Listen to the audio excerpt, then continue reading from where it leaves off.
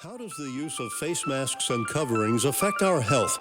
The pandemic brought their widespread use with little or no thought given to the respiratory hazards of masking, and those hazards are creating a public health emergency. It's time to assess how the widespread use of face masks has been affecting our health. The Vermont Emergency Forum to assess the respiratory hazards of masks will address these issues. So welcome everybody to this afternoon. I think it would probably make sense just to go right down the line and have each of us introduce ourselves and say a few words about, maybe we could frame it as the most challenging and perhaps most rewarding insights that we may have of the past 3 years here in Vermont with the COVID. And Sandy, can we start with you? So is this my 5-minute time slot? Yes. Okay, so. You want to move your chair over? Yeah. So I actually have a lot to say, and I haven't planned this talk out. I've been kind of listening to everybody, which has been an awesome talk so far. And, you know, for my part, as I'm a practicing physician, I have been for longer than I care to admit. And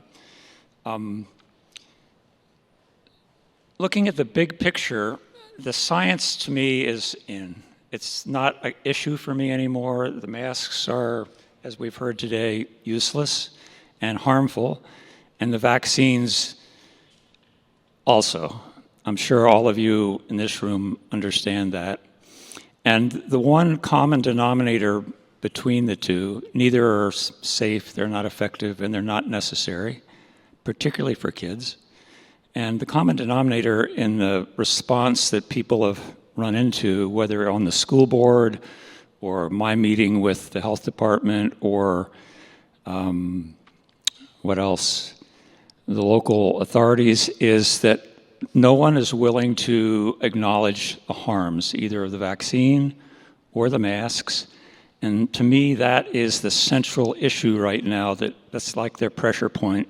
Once that is more well known, and it's, as you know, it's emerging now, all the harms.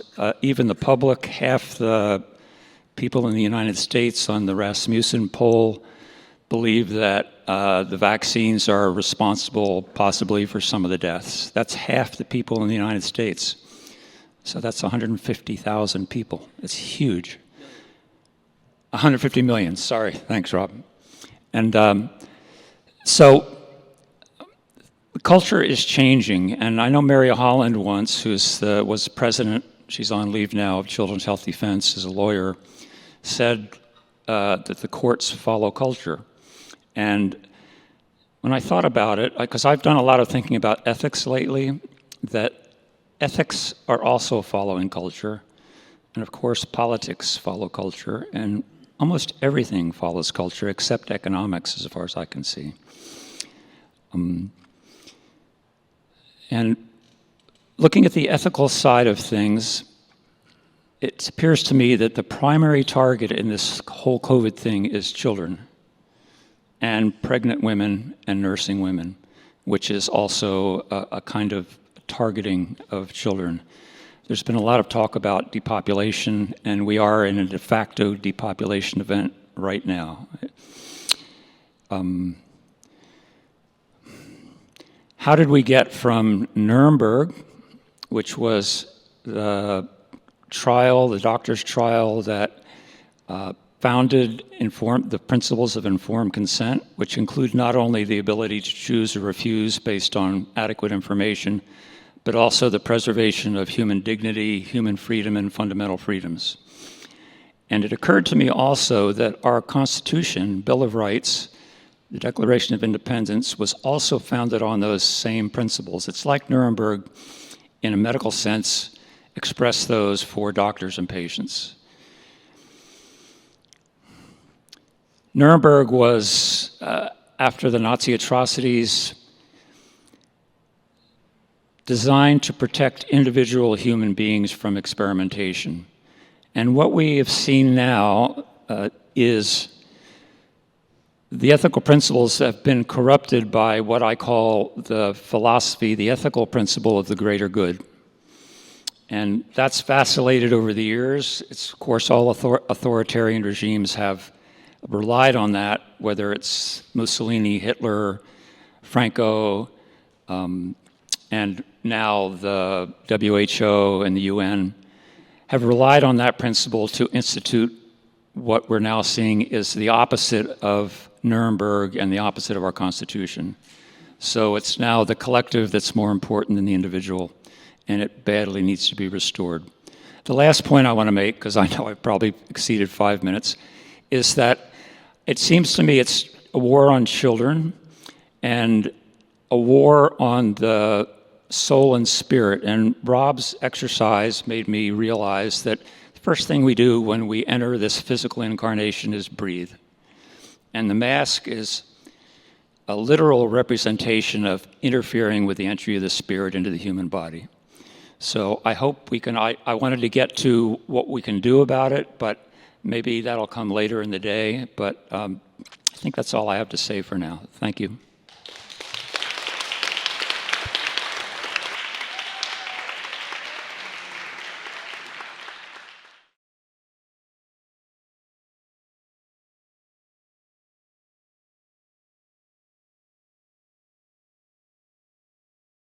How does the use of face masks and coverings affect our health? The pandemic brought their widespread use with little or no thought given to the respiratory hazards of masking, and those hazards are creating a public health emergency. It's time to assess how the widespread use of face masks has been affecting our health. The Vermont Emergency Forum to assess the respiratory hazards of masks will address these issues on Let's see. I think when I first became a parent, I realized that our priorities, I'm the only one here who has notes, it's kind of embarrassing, that our priorities as a society are way skewed or confused. And as I watched my son grow up, I kind of knew just instinctively what was best for his emotional and social and physical development. I didn't need science to confirm that, but science turned out to confirm all the things that I knew instinctively, like good science anyway.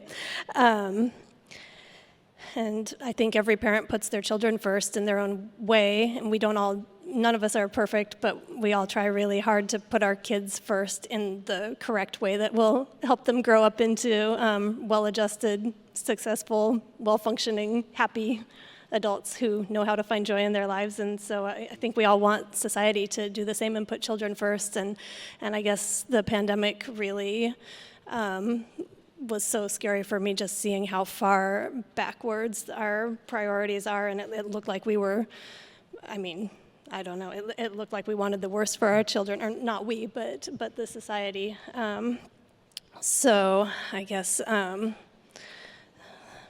I think witnessing that cruelty to the children just made it clearer to me that the elected officials and the unelected bureaucrats are just really didn't seem to be interested in moving towards a society where children were prioritized, and so I didn't really have any option but to stand up in support of the kids however I could, by speaking at school board meetings or city council meetings, or trying to talk to someone at the Agency of Education, the Department of Health, the superintendent, the principals, the school board. Nobody ever could provide me with a single bit of evidence that the masks worked or were safe. Not a single person at any of those, all the way up to the Vermont Department of Health, had no response for me for why the kids should be suffering this abuse. Something that occurred to me is that a lot of adult survivors of child abuse say that they wish there had been one person or any person who had said it was wrong at the time that it happened. And the masking abuse is different than what we typically think of with child abuse, which is often completely secret and no one knows about it but the child and the perpetrator, whereas this was done in public. But every attempt was made to discredit and silence people who called it abuse. And so I'm, for that reason, just so grateful to all of you and to Felix and Ryder for going to school and saying this isn't normal, this isn't right. You know, I know Felix stood up to crowds of angry bullies, and then Felix also, when kids at school said, my mask is choking me. I can't breathe in my mask at recess. Felix said, you don't have to wear that. And I think like like Felix and Ryder undoubtedly have, and all the adults that supported them have undoubtedly made a difference for these kids that might otherwise have not had any chance to understand that this is wrong, or at least to consider this might be wrong. So that's, I guess, the little bit of light that I have seen. Let's see.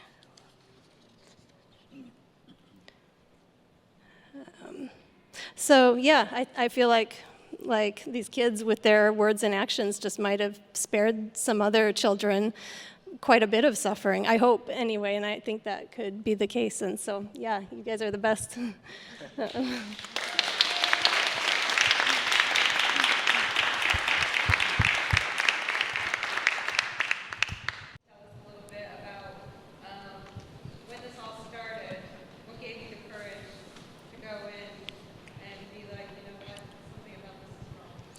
And in 6th grade, when I started 6th grade, like masks gave me headaches and made me kind of lightheaded. So I just knew it wasn't a good decision to wear it. So when I started 6th grade, I just didn't. And you were chased around by administrators for a couple of days before they kicked us straight out. Go for it. Go for it if you'd like to. Otherwise, yes, I can. Yeah. So Felix, thanks for your interest. And yeah, Felix went to school on the first day without a mask and went into the school on the first day that year when we had been hoping that they would open school without masks, right? And then they changed at the last minute. So he went into the school. He stayed in school. You know, the administrators couldn't touch him or physically force him to put a mask on, but they tricked him into going outside at some point and then wouldn't let him back in. So he tried all the doors and he was locked out with the vice principal, I think, or an adult was out there with him. He eventually said he needed to use the restroom, and after a long conversation, they said, you can if you put your mask on, and he agreed to, but then took the mask off once they let him in and ran through the halls and made his way back to his classroom, where they allowed him to stay the rest of the day. And then I think there was another chase the next day. He managed to make it in without a mask the next day. And I don't know if he had a total of 2 or 3 days. The third day, they evacuated his classroom, left him in the classroom. He's got video evidence of this. I didn't even realize this until later, but they zip-tied the doors closed with him and a couple of adults in the classroom, adults that he didn't know. He's got video of the zip-tied doors. So he sat in there for a long time until they called me and said they would contact CPS or whoever, the Child Protective Services, if I didn't come and get him. So, you know, that was about it for us. Don't want to mess with that. But What year was that? that was 2001, right? So after, or 2021. Yeah, fall of 2021. It just came from my instinct, I guess. It was just, I knew it wasn't right, so I wouldn't go along with it and I wouldn't wear a mask.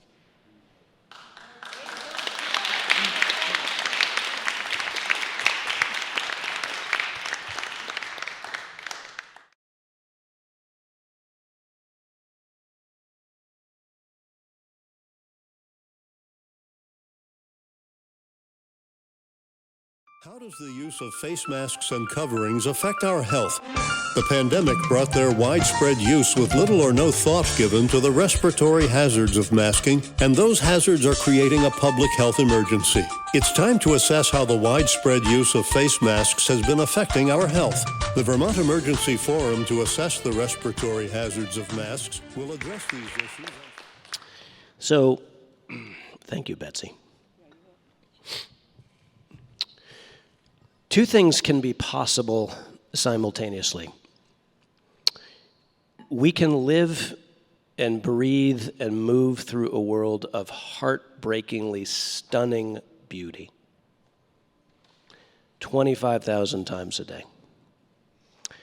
And there can be small groups of co-conspirators, we're all familiar, who'd like to tamper or compromise that world and the living and breathing creatures in it, including us. Those two things can be simultaneously true. So we have decisions to make, don't we?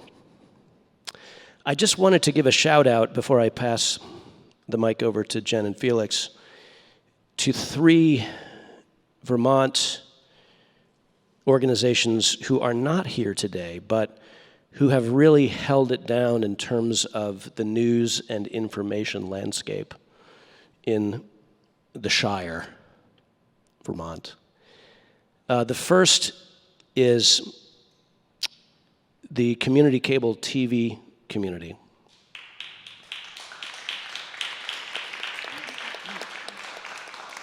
Some of you know I do a show called Plan V-TV out of the Mad River Valley, one of the more COVID-compliant communities here in the state of Vermont. And my co-producer and I often don't agree on the subject at hand, but we go in and we do the show together in collaboration with mutual respect. And that's what free and unfettered dialogue in a small R republic looks like. So special thanks to Tony Italiano, who couldn't be here today, for being a true independent media journalist. Secondly, he was mentioned before by Tom. Shout out to Guy Page, the Vermont Daily Chronicle. If you know Guy or read the Vermont Daily Chronicle, he's he's doing real news in the sense that he's representing a wide variety of voices and perspectives rather than reissuing the bullet points, the talking points every day.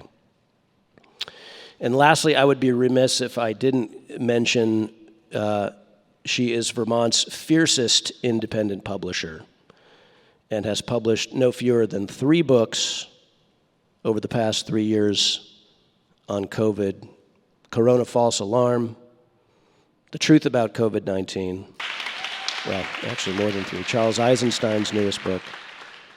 That is, of course, the publisher at Chelsea Green out of White River Junction, Margot Baldwin.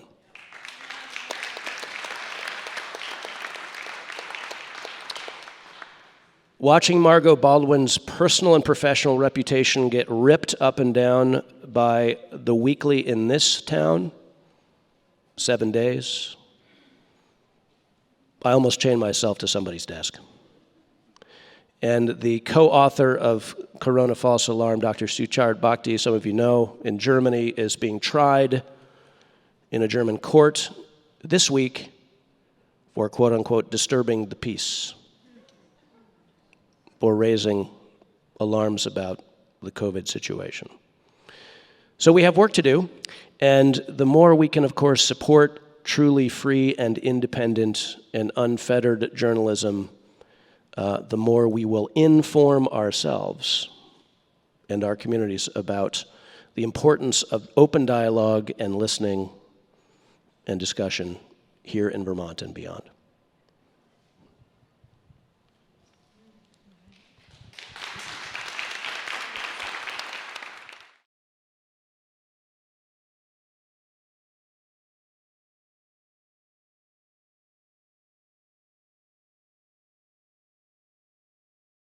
How does the use of face masks and coverings affect our health?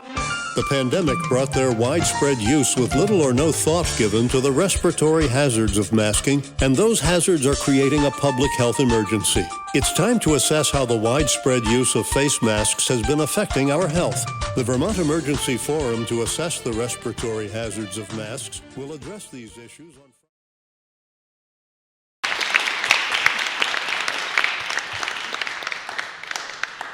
Well, I'd like to applaud you. It takes a lot of courage in 6th grade to stand up for something that you feel. You know, if people have asked me, where do you get the courage? You feel it. You just feel it's not right, and you have to say something. That's how it started for me. A lot of people, know a little bit about our case, a little bit. When spring came, when COVID first hit, they mandated the kids to wear a mask Ryder would come home from school every day. She didn't feel good. An hour after being home, she'd take the mask off, and next thing you know, she's running around doing this and doing that and feeling fine. And then they had canceled the rest of the school year. School started again, and through all the information that we were getting, all the kids are going to have to wear a mask. So the only way that they said you don't have to, you get a doctor's note. That's, the only options you have, or keep them home from school, homeschool. So we get in touch with Dr. Ryder, and we went down and met with him, and I applaud him. He didn't ask the parents questions. He asked Ryder questions. He asked her why she wanted a note. What were the feelings that she got? How did it make her feel wearing a mask? Like, he actually asked the right questions in order to give her a note. We brought it to school, and it was a back and forth session there.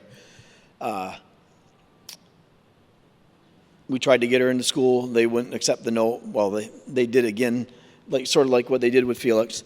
They locked her into a room in the nurse's office with another person. The room was 7 by 7. They wouldn't let her in with her classmates. The only time she could, I think, for lunch, right? Nope, I had to eat in there too. Okay, so they wouldn't let her in with the rest of the class.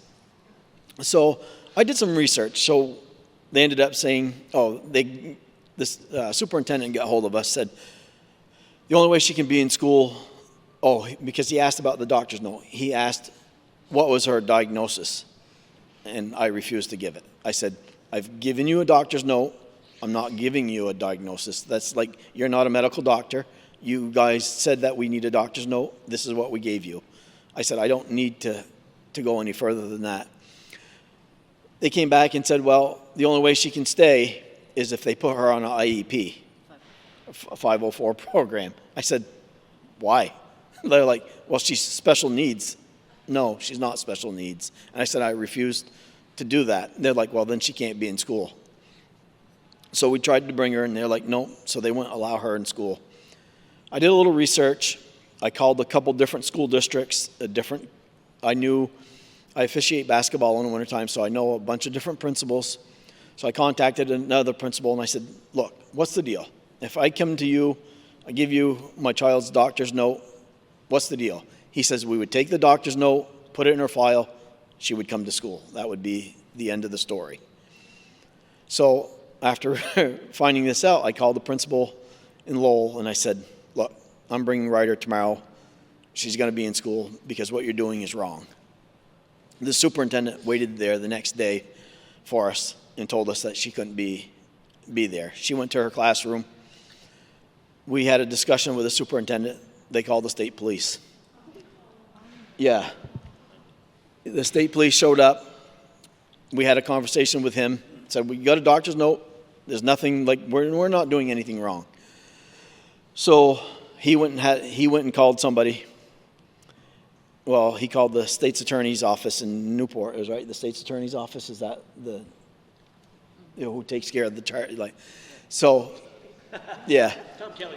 Yeah. So I don't know the whole process. So he called. Well, she was willing to take the case on. So he came back to us. He's like, if you guys stay here, we're going to get you for trespassing. And if you leave and you leave your daughter here, we're going to call Child Services for abandonment.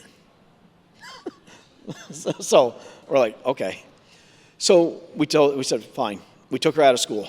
So we take her out of school. Months later, we get served from the state for truancy. So I said, wait a minute. You won't let us bring her to school, but now you're saying we're truant? And that's the process, one process that we went through, the last process. So it's been a nightmare. There's no rhyme or reason for any of it. Nobody will listen to anything. We went to the school boards. We've gone to different meetings. Nobody, it's the same thing. It's just like knocking on the door and nobody will listen. I don't know how do you change the process. So. Yeah, good. So, yes, so as far as the UPS store goes, which came first? COVID hit, they shut all the businesses down. We're a UPS store, we handled packages and mail, so we were considered essential for months. Like we handled boxes from everywhere and mail from everywhere. We touched everything, and nobody was concerned about my health. Nobody cared 2 cents whether I was handling anything that had COVID. Well, all of a sudden now they're opening businesses back up, but you gotta wear a mask and you gotta put shields up. And I refused. My employee that I had at the time, she felt the same way I did. She wasn't comfortable wearing a mask. It didn't make her feel good. So we said no. So we ended up putting a note on the door stating that we didn't have a mask. If you're uncomfortable with us not wearing a mask, please don't come in. And that's when the state sued us for putting people in danger. And that whole process was, again, we ended up giving the state plenty of information, and that's where I feel now like our system is corrupt. The judge did not go with any of the information that we had. It was all what the state had, and the state didn't have any proof of anything. But she just went along with what they wanted to do, and I guess it was to make an example out of us. So, yeah, and at the same time, so the state was also after corporate UPS. They kept calling me, and they're like, you need to wear a mask, and your employees need to wear a mask, and I refused. So because the state was after UPS, they pulled my franchise. So I had a business that I had $300,000 invested into that was gone in a flick of a switch. They shut my system right down, and that was the end. So that was the start. And so then when school started and this continued, I was still fired up from the first section, and I weren't giving in. I refuse. I'm not giving in.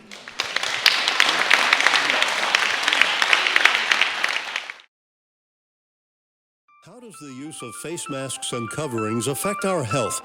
The pandemic brought their widespread use with little or no thought given to the respiratory hazards of masking, and those hazards are creating a public health emergency. It's time to assess how the widespread use of face masks has been affecting our health. The Vermont Emergency Forum to assess the respiratory hazards of masks will address these issues on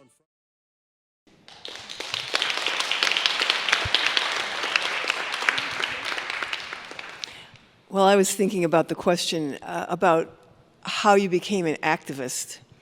And I was born a twin, the unexpected one. And it took me 6 minutes to figure out how to make my entrance into the world. And I think that experience has led me to speak out. I know I was the youngest of 4 and the loudmouth in the family, and would not put up with injustice, even though it got me in big trouble. But the funny thing was, in school, I was a church mouse. I'm trying to figure that one out. But at any rate, when COVID hit, and I'm a respiratory therapist, among other things, but when COVID hit, I knew that there were a lot of things that were going on that nobody knew about, because nobody knew about respiratory therapists. We became, the most important team member. Everyone now knows what a respiratory therapist is and what mechanical ventilation is, but nobody knew about that until COVID. My career as a respiratory therapist was mostly in home care with people who were dependent on mechanical ventilation, often just at night for sleep, because maybe they had polio as a child and they had weak lungs, and the ventilator actually kept them alive. So I traveled. I was licensed in 5 states. I went around visiting people who were living at home with the assistance of mechanical ventilation. So I got a letter from the state of New Jersey. I moved here 5 years ago.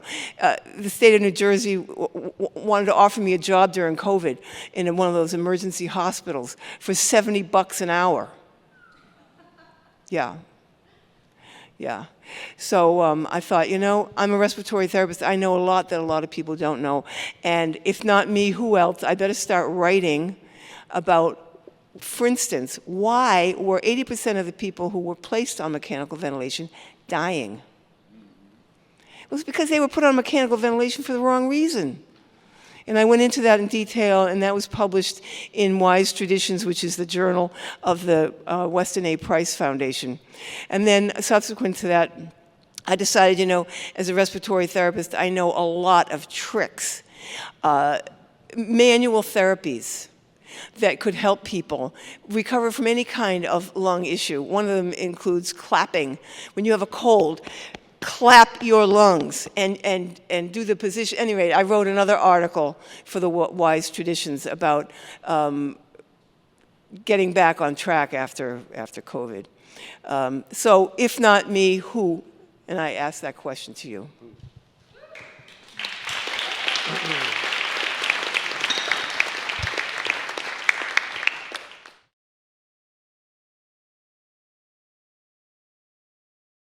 How does the use of face masks and coverings affect our health? The pandemic brought their widespread use with little or no thought given to the respiratory hazards of masking, and those hazards are creating a public health emergency. It's time to assess how the widespread use of face masks has been affecting our health. The Vermont Emergency Forum to assess the respiratory hazards of masks will address these issues on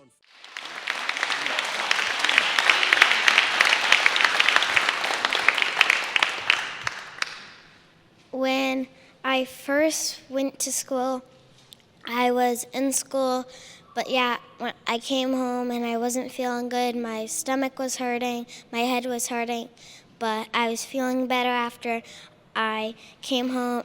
A few minutes after I had the mask off, then I was running around with my dogs and playing, but then we got a doctor's note, but they just didn't do anything, but the only thing they did was put me in a different room without all my friends, and then eventually they just had me not even coming to school. They gave me a computer and had me do all my online classes from home, and then my mom said I was gonna get brought to school, and then that night I was so happy because then I could see all my friends again.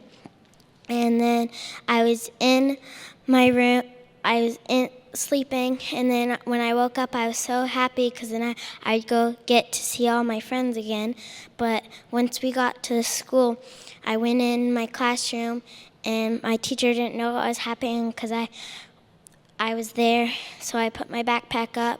We got partnered up, and then I didn't know what was happening because then I knew my parents were talking to my principal. But then Miss G, my principal, came and took me out of the class and had me go home. And then I was sad because I couldn't see my friends again. And I was asking my parents what happened, and they told me that. And I was sad because I couldn't see my friends, and I had to do all my classes from home, and I had to do it without seeing my friends. That's why I'm thankful for my dad for being there and standing up for me.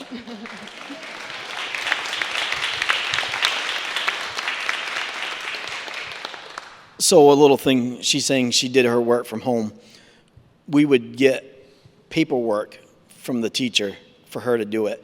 They wouldn't allow her to have access to the computer like they did the spring before because the kids were in school. So there was 1 week that her class was out of school and they did online learning. That week there, she could log in with her computer, but only that week. After that, they wouldn't allow her to log in with a computer to be part of the class. It was only that week that the whole class was out of school. So they hurt her education.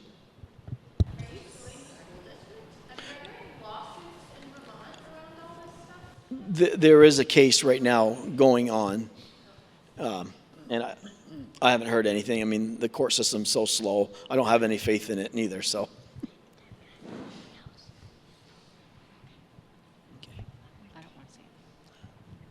And when I was in the nurse's office all by myself, I was also doing all my classes online, just sitting there with the nurse and one other teacher. and I'd get rewarded anytime I was done one of my classes, and I'd get to take a break and run a couple laps around a tree, and I'd come back in, and I get a little break, and then I have to get back on my next class. I'd wash my hands, and I'd go get lunch. I'd bring my lunch back, and I had to do all from the nurse's office. So